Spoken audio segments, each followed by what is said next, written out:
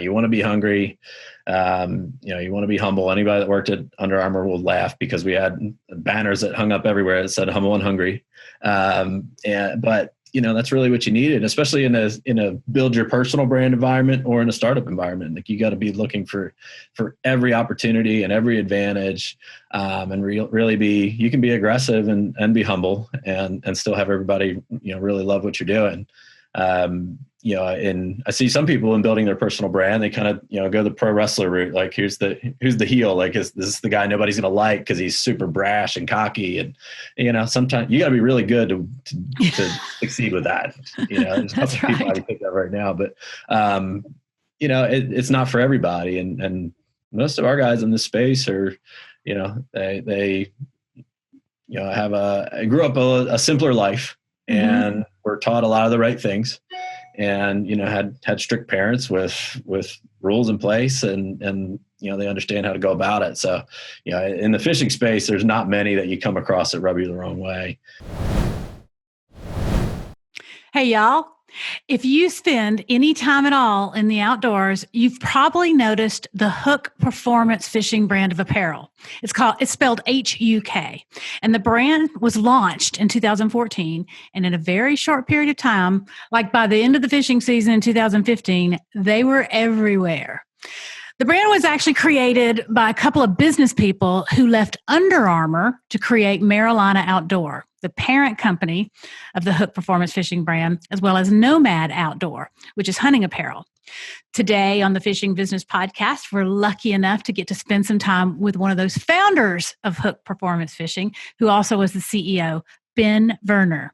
Ben grew HUK into a powerhouse, and he's now gone on to start a couple of other businesses, including another apparel brand called Revolution, and also an agency called Critical Mass Brands, which helps bring outdoor products to market.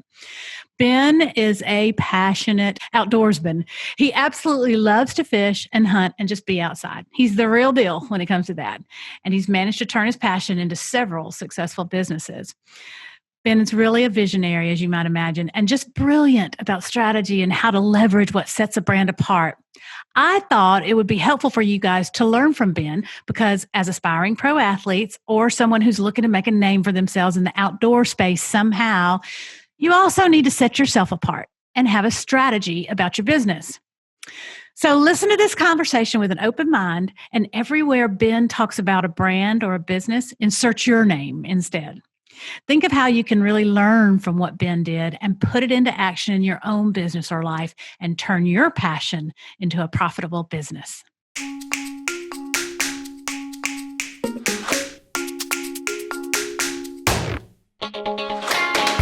All right, Ben Verner, I haven't seen you in a little while. It's been a minute, and I know you're doing some new things, some really cool things, and I can't wait to dig into all of that. But before we do, for the people that are out there listening to this who may not know exactly who you are, can you talk a little bit about your background and what you're doing now, and sort of how that all unfolded? Sure. I guess I came to meet you through the HUK brand, which we launched back in 2014. And that was really just a result of my passion for the fishing business and kind of cut my teeth at Under Armour, back in the day when it was just really riding a rocket ship, and, elevated a fishing business plan several times. And it was just, there was so much low hanging fruit around there. It just made a lot more sense to invest in international business and basketball and all these other growth categories, and they just wouldn't chase it. And I just knew like the opportunity that was there with, the performance fabrics and the sun protection, and it was really coming over to the bass world, versus, it only kind of been on the flats down in Florida that people were really embracing it. And you started to see the young guys wearing the sun gloves and the buffs, and, the timing was just perfect. So got a little frustrated. We took a little splinter cell with myself and some of the sales team, and, off we went, and we founded HUK, and not many people can say their first order came from Cabela's. Wow. So by having all the relationships and the know-how, and, really got every meeting we ever wanted, including, Bassmaster, even pre-launch. Mm-hmm. Kevin, Gerald, Skeet, all those guys just understood. They saw the same opportunity and really made it this special right out of the gate. And, learned a lot. Listen, before you move on, I want to tell you, and I've told you this before when it was happening, but I was astounded to see, I swear, I think it was in the space of one season that we started the season and HUK was there and activating at the events. And by the end of that season, when we were in a totally different part of the country, and all of a sudden all the fans they came in HUK apparel. So you had market penetration so quick. It was astonishing. It really was, I think. Yeah. And I think it's, I had looked at it for so long that, the business plan was 5 years old. It was just do this, do this, do this. Here's the order. Here's how you execute it. And that's what we did. And it was, nobody really had apparel deals from a sponsor perspective. Like, we were able to just kind of go in and get whoever we wanted. And then, I think it's when you do everything right, like the content was on point, the product is unique and different. And we came with this young, fast point of view, and all these things kind of work together. And, it worked. Yeah. Yeah. And, that's something I talk about a lot now, is like, it's the kind of that confluence of all those things is really where you can make something special versus, there's a lot of people that have good products, or there's a lot of people that have good marketing, and there's some people that have, just the pieces of it. But when you have it all, it's almost unstoppable. And that's really what happened. And so now you're taking all of that you just described into a new business, right? Yeah, absolutely. So, we did a big private equity deal on the HUK side, and, I dutifully sat out my non-compete, and, really started looking at different opportunities, and how do you take a similar opportunity that we saw with HUK, which is how do you be, potentially younger and faster in a big market, right? So HUK came out, it was Columbia, it was Sims, it was Under Armour, but, they've been around a while, and nobody's really going after that younger person. So, new brand is it's going to be called Revolution, of course, spelled in a quirky way. Yes, of course. And, same thing. So large addressable outdoor market, Patagonia, Columbia, North Face, all those guys, they're too big to be young and cool and fast. And, that's going to be what Revolution is. And that's your sweet spot, right? Does that? Yeah. I think as long as I can be young and cool, that's what I'll do. Yeah, well, it's a little different. I think as you age, you stop being able to sell to yourself. So you got to be humble and realize you're not the guy anymore. But that's right. So far, I've been able to hold on to it. And then also there's your other brand, Critical Mass. Yeah. So what we've done is, kind of going through launching Revolution during this COVID environment has been tough, to say the least. I mean, we're closing financing on March 23rd. I mean, that was like the kind of the peak of the panic. So as that, you just kind of look at it and say, all right, well, let's get some more irons in the fire to make sure that we've got everything we need to launch this correctly. But we also have a great team. Most of them are from the HUK side of things. And I want to make sure I keep them busy. And what started to happen is we started to do some projects for other people in the space. And it quickly became apparent to me that there was an opportunity there. The world is beginning to embrace virtual offices and working remotely. The e-com side of the business, and fishing specifically, exploded during COVID. Fishing is the major winner, hands down. Absolutely. Of kind of what we've been going through. And, I did some work with Sims. I did, a lot of really cool things, but then it started to be very apparent. There's a lot of people out there that are in a similar position to what I'm in, where I was with HUK, but they didn't have that nudge or the ability to make the jump. And whether it's you got a small $2 million website that's, you might be making money, you might not, but it's really fun to operate, or you have a really cool idea that you just don't know how to get it to market. You don't have the connections, all that stuff that we had. And what Critical Mass does is the idea of it is kind of strength in numbers, right? So you leverage the shared back end. Like I said, the confluence of all those perfect things, and we're able to pull together a package that makes it, hopefully irresistible from a, product brand perspective. And by, kind of everybody lumping together, we're able to leverage acquisition costs, and we're kind of piggybacking websites and photo shoots. So, That's what smart. costs maybe $50,000 costs you 10 because we're doing it with 5 partners. Yeah. And it's making it really easy for people to get to market, in a way that I don't believe they could before. It was, you had to wait for Plano to buy you, or, one of those big guys to either license some technology or get bought. And then you kind of give up the dream a little bit. This is a good way to kind of stay in control, not sell your soul, and take your dream to market, I guess. Right. And are you helping people with distribution or marketing or all of that? Are you just sort of And so it started as a little bit more of a kind of an a la carte. Like, we can, let's do some marketing. Let's talk about brand. Let me look at product. And what it's really become is I'm been able to kind of pick and choose the ones that we're able to do all of it to make sure it works. And I think that's where some of my apprehension is with some clients is just, if we can't do the whole thing, I don't know if it's going to get there.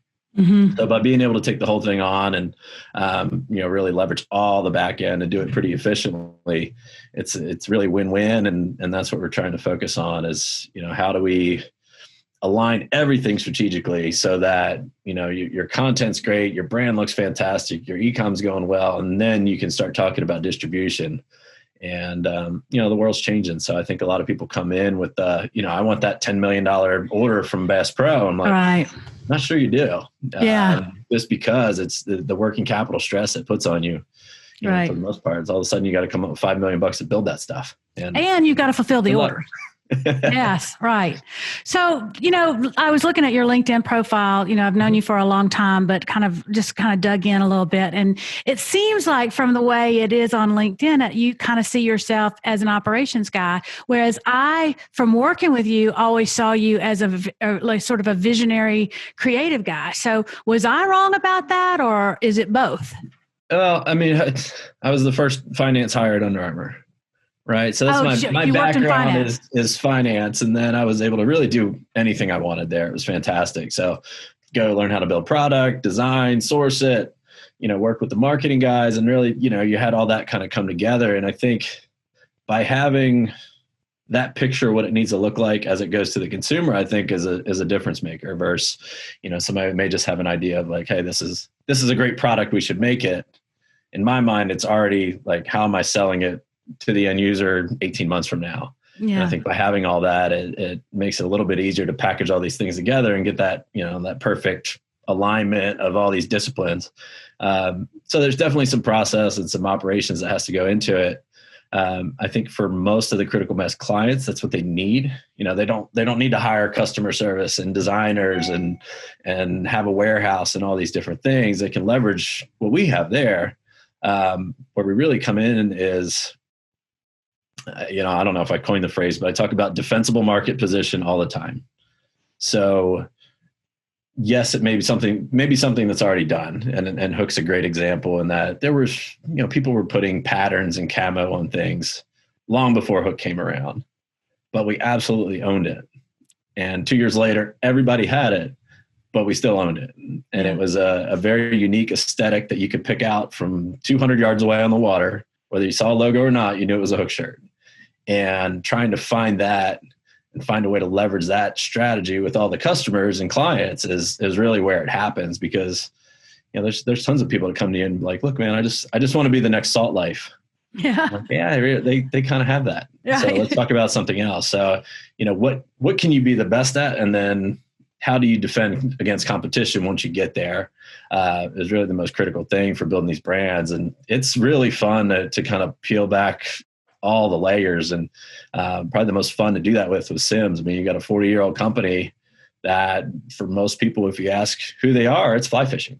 Mm-hmm. And, you have a task of, how do you kind of unshackle that and bring it to the bass and salt market? And, it's a couple long days in the bunker and just, really thinking, a lot of whiteboard work. And, I think we came out with something that, people will see next year that's super compelling, that leverages who they are, which is, they make the best waterproof products in the world because it's all underwater, right? You start with waders, your rainwear's pretty good. Right. That's right. So totally. So just, kind of doing that along the way, solving for some of the older legacy brands. And then, some of these new guys have a great idea and, really cool product. And then I ask them what color it is. And they're like, what do you mean? I'm like, well, make it hot pink. Mm-hmm. Everybody will know what it is, right? It's really that simple. Like be provocative and maybe do something a little unexpected. At least, as simple as, what color is it? And, I think, ducket rods is a great example. Mm-hmm. I don't know how many years ago, but all of a sudden white rods started showing up everywhere. And, now every rod company has a signature color almost. Mm-hmm. Seems like we're kind of coming back to black all the time, but it's something you have to do. And whether you put a label on it or not, if you could see it at 100 yards, that you did it right. That's right. Well, what I hear you say in there through all of that really is that you're really, really good and have a natural ability at strategy. And I think that's, most of the people that are listening to this are new and up and coming or aspiring anglers, or they're looking for a job in the outdoors. And I think strategy that a brand uses can also be translated down to an individual. And that's what I really want to talk to you a little bit more about. I'm going to take a break right now, but when we come back, we're going to get more into that. So you guys stay here. More good stuff coming with Ben. Do you know what your personal brand is? Because everyone has a personal brand. You may not be intentional about it yet, but all that you say or do or write or post contributes to how others perceive you. And that, my friends, is your personal brand. If you want to develop your brand and mean the things you want it to mean, I have a workbook that will help you get started, and it's free. You can download my Developing Your Personal Brand workbook at www.fishingbusinessschool.com/brand workbook.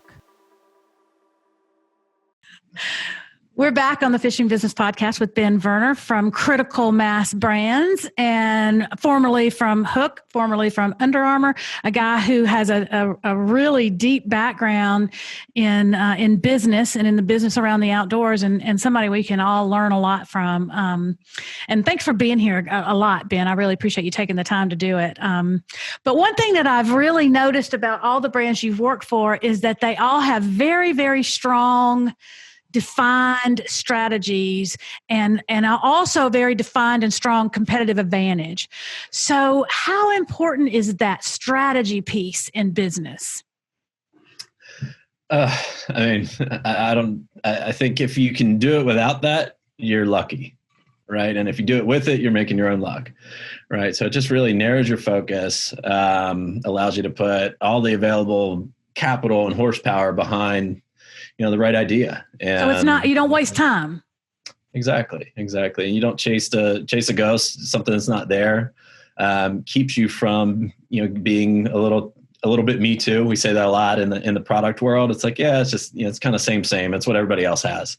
And some of that you need. It's, it's commodity level product. It's the right price point. It's a lot of volume, but it's not who you are as a brand. And, fortunately in these startup environments, you can really be strict and disciplined with yourself because you don't have this giant line to worry about.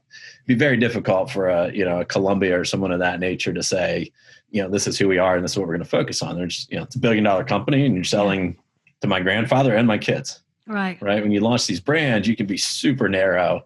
And although, you walk down a dock and every 60-year-old guy was wearing HUK, we still marketed to the 18-year-old mate or Brandon Polinick. It was the young, fast, dynamic guys that really embody that brand and made everybody else want to wear it. So I think it's having that strategy and what you're going to target. And I think what you market to ends up being those people, but it's also aspirational for everyone else. And certainly learned that from Under Armour. I mean, everybody knew the Protect This House video and the Big E with all the muscles, and you put the shirt on and, as a guy, you're like, man, my shoulders look good. Like, let's go lift.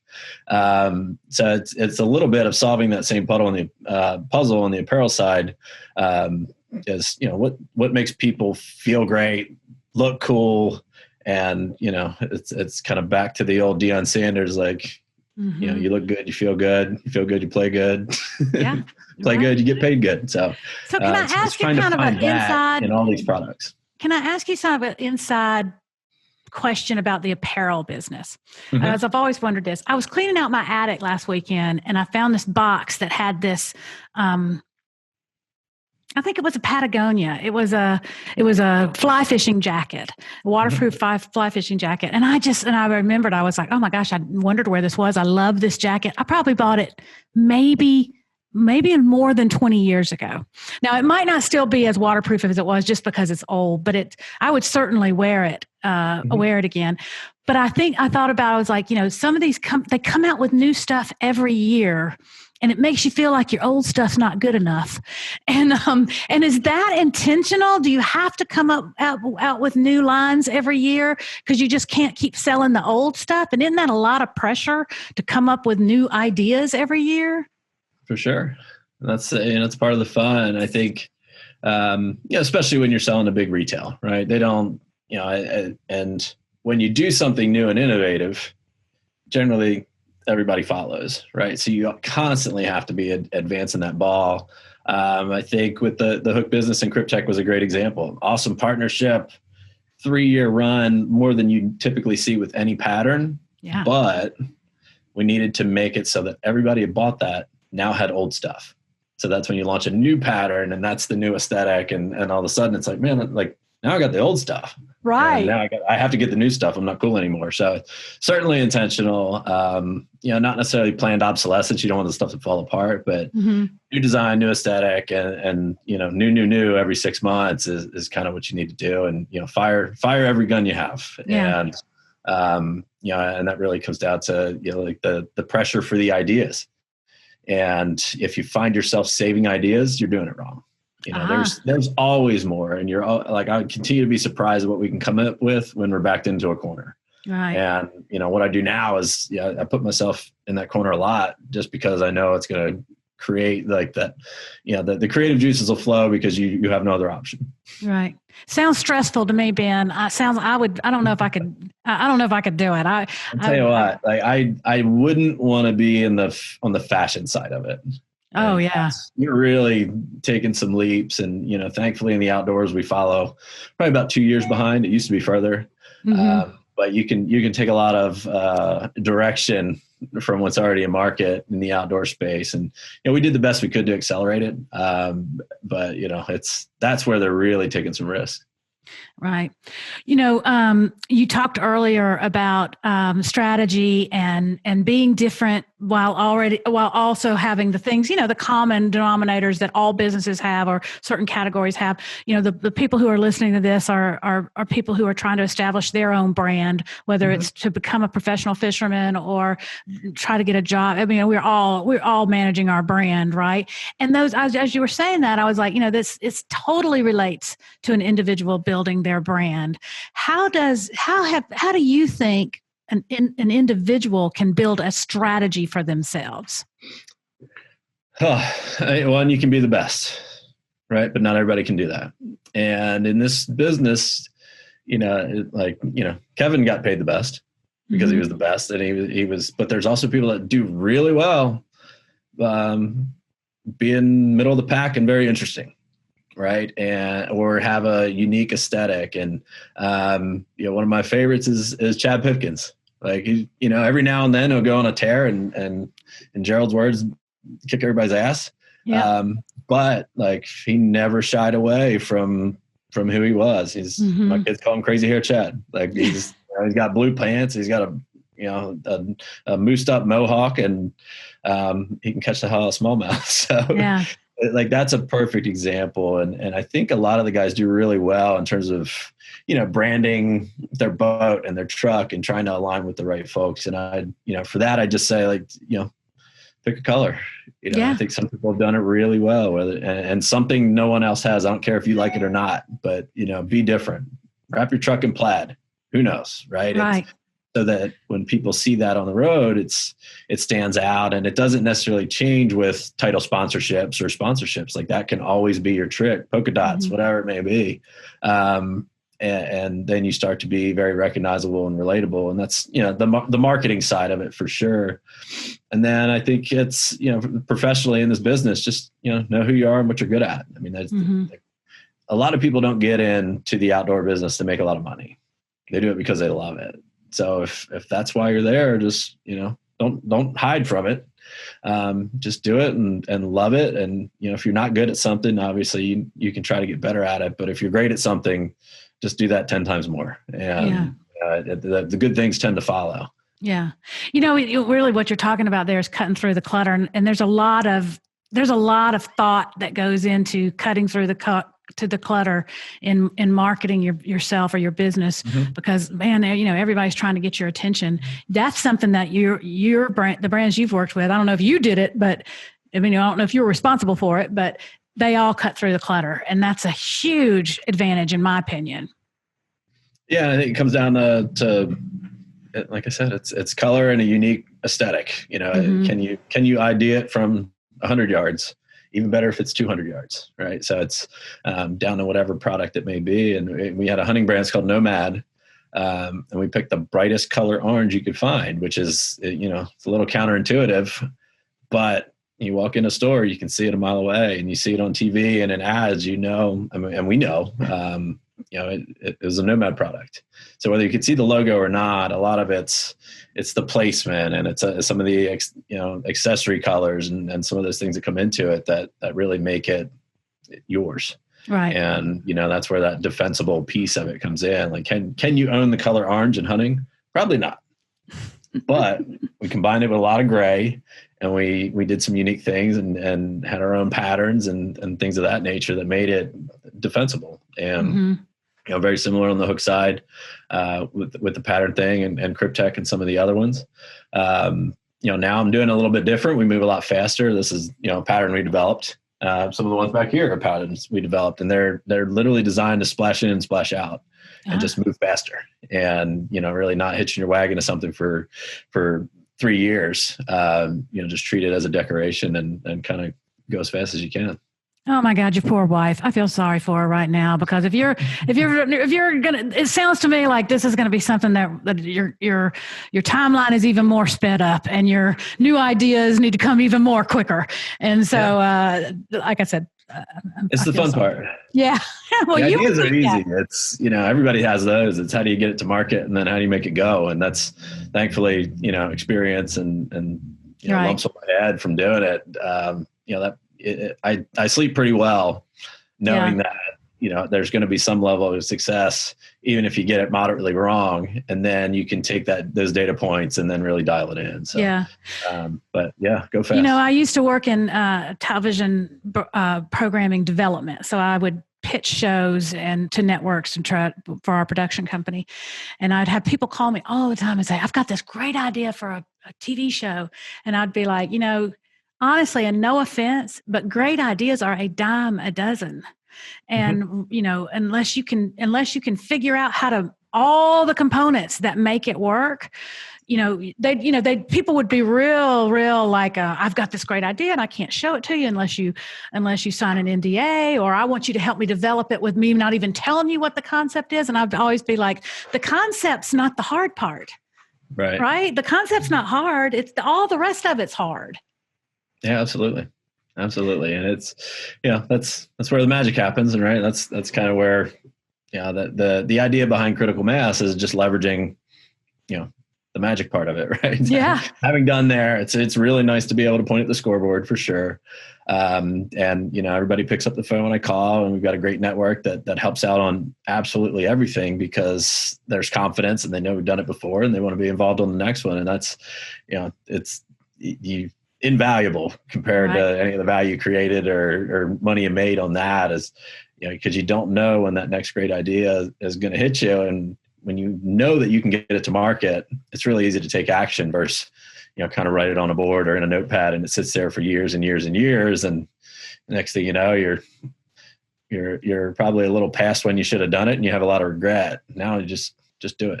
Take action. And you'll see. I mean, and with that new model, you can test a lot of things too. And that's, what I'm telling a lot of people is like, look, man, this may or may not work.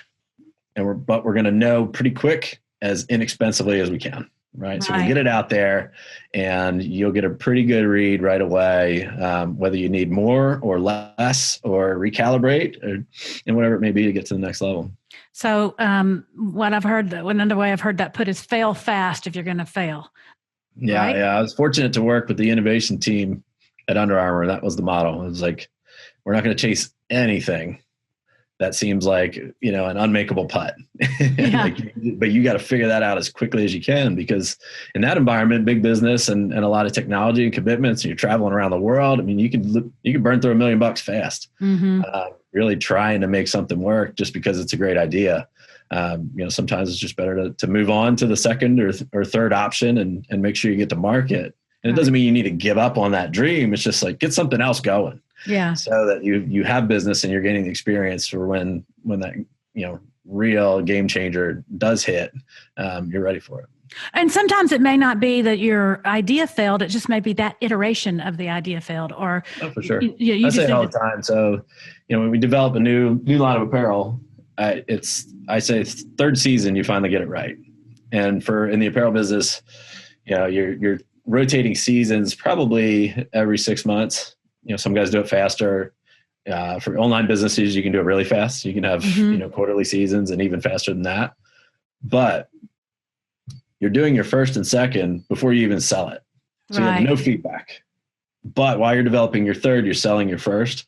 And that's really where you can kind of take that feedback loop into account and really get everything dialed in. So it's even it's funny. If I pulled up the original Huk designs, like the fabrics and the design itself didn't change, but almost everything else did. Really? Yeah. So it was, we were very heavily skewed in t-shirts out of the gate. We thought that was going to be a really great business for us. We had awesome fabric and hats, and we probably ended up having 20 times more t-shirts than we needed, and we needed more performance. And we had a black camouflage shirt that was just a blob camo. It was, outsold everything 10 times. So crazy. Not many fishing companies sell black as their number one color. So it really, kind of tilted everything on its ear, and we just, okay, more of that. And, off we went. How do you account for that? Typical colors, but how do you account for the black selling the best? Look cool. Good. That's at the end of the day. That's important. Yeah. Well, and I hear you. I get the question a lot. I was like, why do you think it worked? And I think our commitment to pattern is what I think made it work. And it worked because, a lot of fishermen are big guys. And by putting a pattern on something, all the lumps, all the chest hair, all the, imperfections kind of, they get washed out in that pattern. I honestly think that's one of the reasons everybody wore it, is because they look good in it, or look better than they would have in just a green polyester shirt, because they're tough. I mean, you gotta be a young guy for the most part. And by putting a pattern on it, we solved a lot of that. Well, and then Lululemon, making a woman's butt look great. Like we solved for something that made these guys feel really good about themselves and said something about who they were in terms of, I'm a fisherman, and you meet them out somewhere, you knew you had something to talk about. That I love that. And I do remember being in the Huk trailer at an activation one time and seeing a 3X performance shirt. And I was like, man, these guys have got a lot of courage to do a 3X performance shirt. And I was about to say that might be why black sold well too, because there's a reason why us ladies always wear black. Right, because it hides a lot of imperfections. For sure. But you talked about, the importance of being able to, not just having a good idea, but getting it executed and having the system in place that you can make a call and somebody will answer. And a lot of that's because you're Ben. But I saw you at the very first Bassmaster Classic you were at, which I think was in Greenville, South Carolina, the year of the ice storm.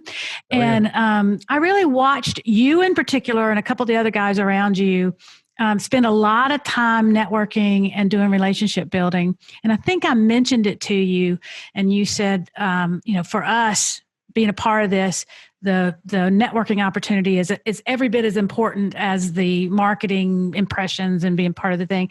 So that seems like was always an important tactic for you, which I was very impressed with.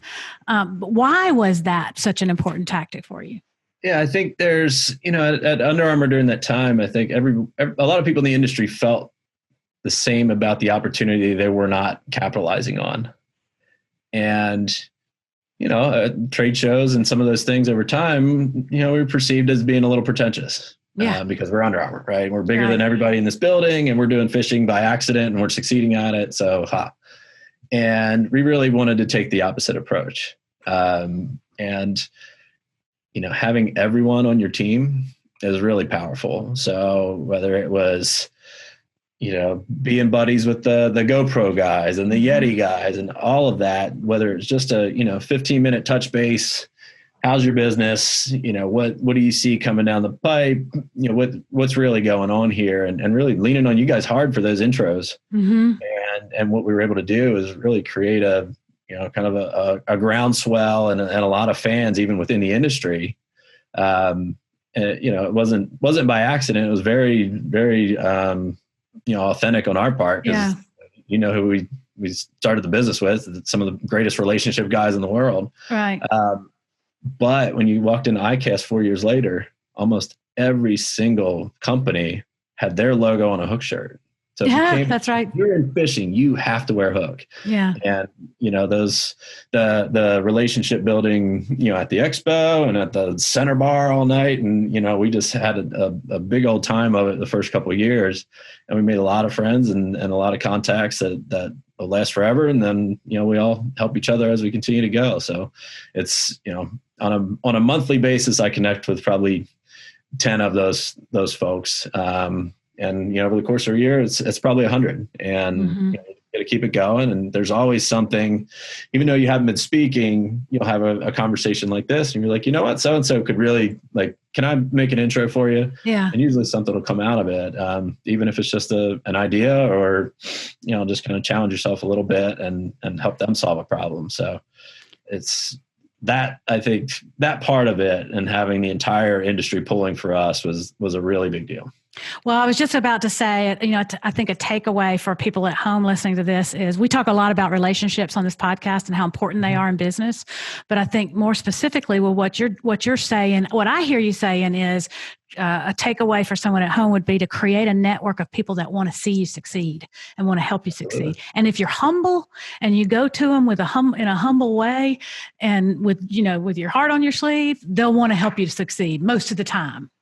Absolutely. I think, especially in the outdoor space, I mean, humility is everything. Mm-hmm. You want to be hungry. You want to be humble. Anybody that worked at Under Armour will laugh because we had banners that hung up everywhere that said humble and hungry. But that's really what you needed, especially in a build your personal brand environment or in a startup environment. Like, you got to be looking for every opportunity and every advantage, and really you can be aggressive and be humble and still have everybody, really love what you're doing. And I see some people in building their personal brand, they kind of, go the pro wrestler route. Like, who's the heel? Like, this is the guy nobody's going to like because he's super brash and cocky. And, sometimes you got to be really good to succeed with that. There's a couple of people I can think of right now, but, it's not for everybody. And most of our guys in this space are, they grew up a simpler life, and were taught a lot of the right things, and had strict parents with rules in place, and they understand how to go about it. So in the fishing space, there's not many that you come across that rub you the wrong way, and there's a reason for that, because they may get kind of indirectly ushered out quickly. Right.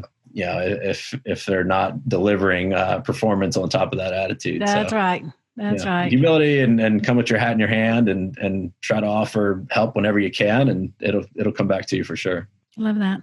So other than your brands that you're working on and the at that granular level, what lights you up in the business world right now? What's something going on that you get really excited about?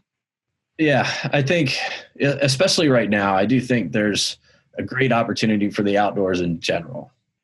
Okay. Fishing and hunting have kind of been held a little dramatic, under siege, and I'm a victim of it, or a proponent or a participant in it. My kids' sports have gotten so specialized and so high pressure that I'm, 10 hours, 15 hours a week on a field. There's literally no chance to get out. Mm-hmm. And by having a lot of these seasons canceled, I mean, I've got friends I never thought would have camped. they're buying, fifth wheel RVs. Like they're in it, they're doing it. And it's the time that the dads get back in addition to the kids has allowed a lot of people to return to fishing. And I'm hoping that as we go through fall, you'll see that on the hunting side as well. I think it's it's something that's great. And a lot of people should know how to do it. But, the dads I talk to that don't hunt much anymore, they're like, look, man, I haven't been able to get my kid out because he's super busy, even though he's 13, but he's got a full schedule. And then I don't want to miss a game. Mm-hmm. So they haven't hunted in 5 years, or they haven't really fished the way they wanted to. And, I think this is going to be a nice little resurgence. And hopefully we can build some of that base back, especially on the hunt side. I mean, it's really been, kind of dwindling down over time. And I just think it's opportunity. Yeah. And, the friends of my boys that we take, they love it and they continue to come, but, it's really hard to find time for them. And mm-hmm. in a homeschool environment where sports are canceled, I know I would not hesitate to say that my kids have fished 150 days this year. Wow. Yeah. Golly, that's great. And they do 100 anyway, but here we are, it's August and they've already done 150.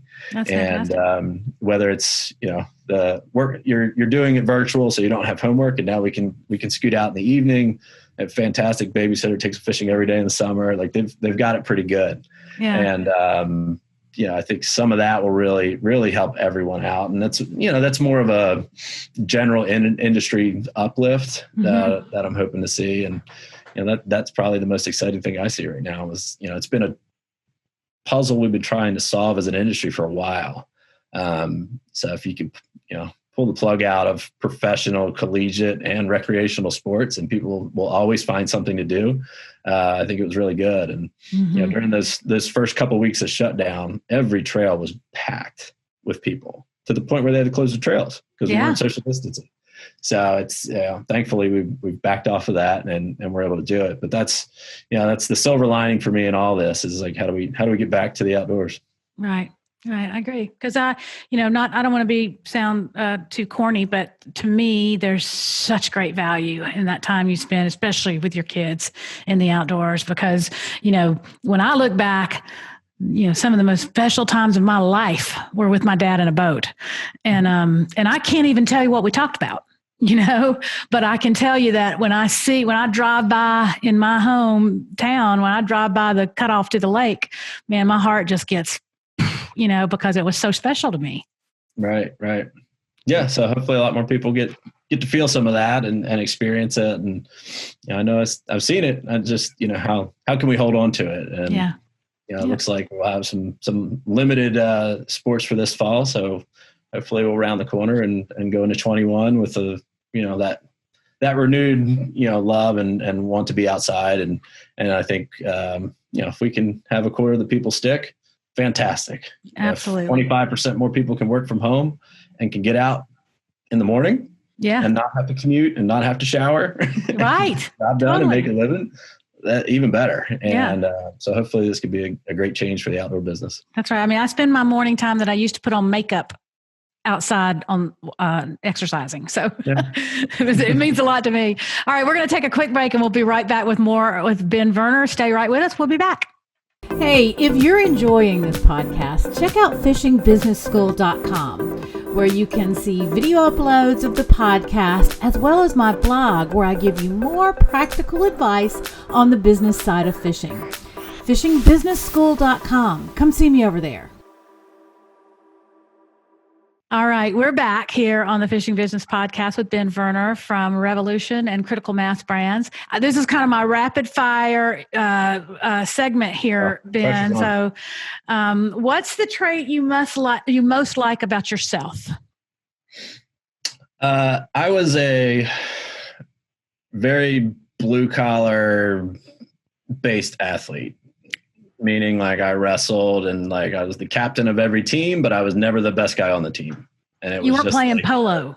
Yeah. Just no quit. Yeah.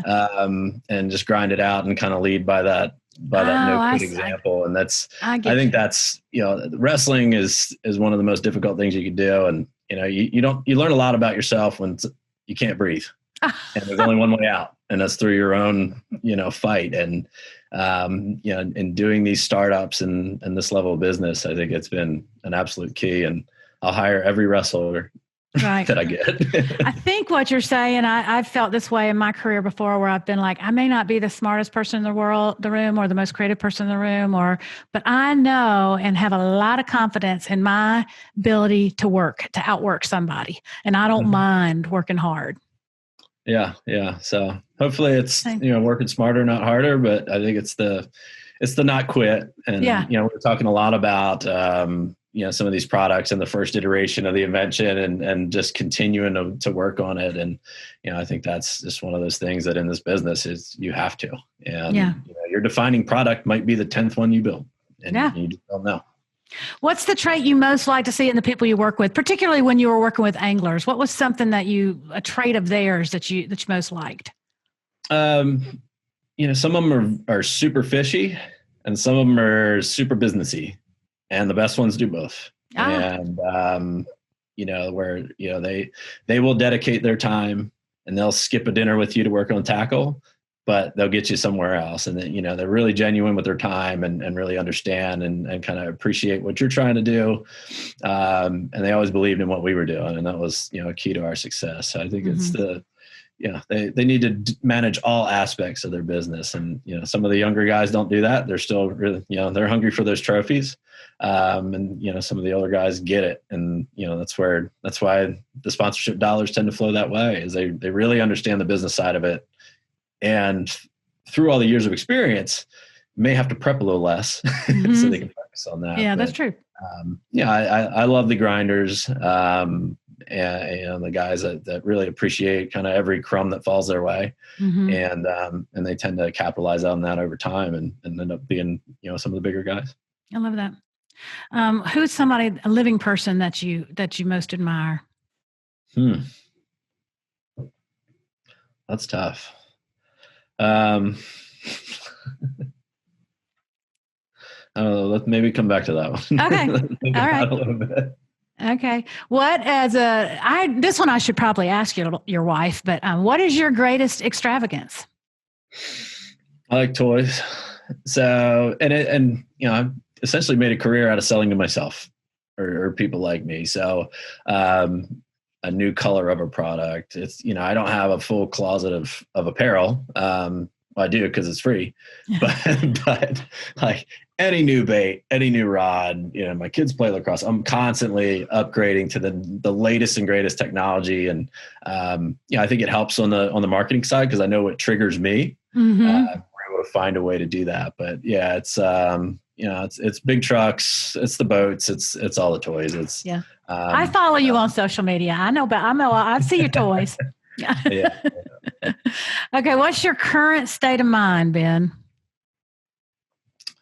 Right now I'm grinding, right? So a lot of the creative is done, and now it's get to market. And, a lot of the stuff is getting ready, being produced at the factory. It's on the water. It's prepared to launch time. So it's really head down, a lot of tasks. We've got 4 whiteboards in here that are just full of stuff to erase and cross off. So it's the grind part of the cycle. Once we launch, then you start the creative part, and it gets fun again. So and then you can't have one without the other, though. And then you get back to the grind part. That's right. It is a cycle. Hey, thanks so much for being here, Ben. I really appreciate you taking the time to do this. I mean, it really means a lot to me. And best of luck on all the things you've got going, because you're a very, very talented person, and it's going to be fun to watch what happens. Yeah, here we go. So thank you. I enjoyed seeing your face again. It's been a while. Thanks, Ben. Boy, he's impressive. Didn't you think so? It's so great to hear the backstory of how Ben turned his passion into a mega business. And I hope that story inspires you. Here's my 3 key takeaways for you and me. Number 1, be humble. Ben said the motto and lifestyle at Under Armour was to be humble and hungry. And he's taken that into his other businesses he's created. I already know you're hungry, or you wouldn't be listening to this podcast, but I want to encourage you to be humble. You'll win people over to your cause if you're humble. And if you're humble and hungry, it will take you a long way towards number 2, which is build a network of people who want to see you succeed. I think this encompasses a lot of people, from your family and friends to competitors to partners and sponsors.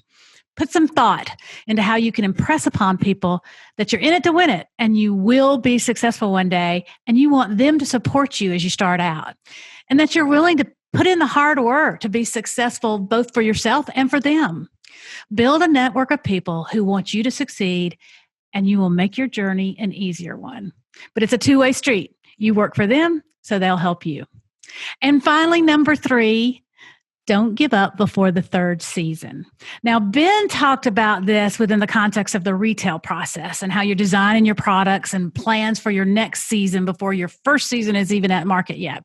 But I think it's true for fishing too. Don't give up before you really put the effort into making your passion a profitable business. And it takes a minute, y'all. It doesn't happen overnight.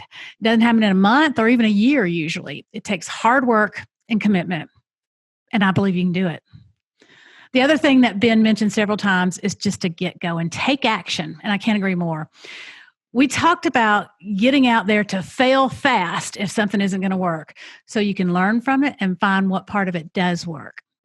So if your dream is to turn your passion for fishing into a profitable business, one way you can take action today is by downloading my free workbook, Developing Your Personal Brand. You can find it at fishingbusinessschool.com/brand workbook. I've got a link to it in the show notes.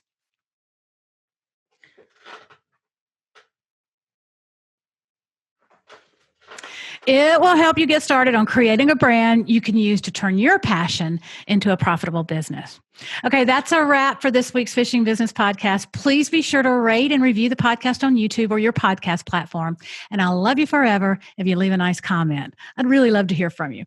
I say this every week, and I'm not just saying it to hear myself talk. If you like what I'm doing here, I need your help to keep it going. And you can help by subscribing and reviewing the content so the algorithms know that you find it valuable. All right, I'm going to close out like I always do, and like Jerry McInnes always closed his TV shows by saying this is dedicated to Dad. He always had time to take me fishing. See you next time, y'all.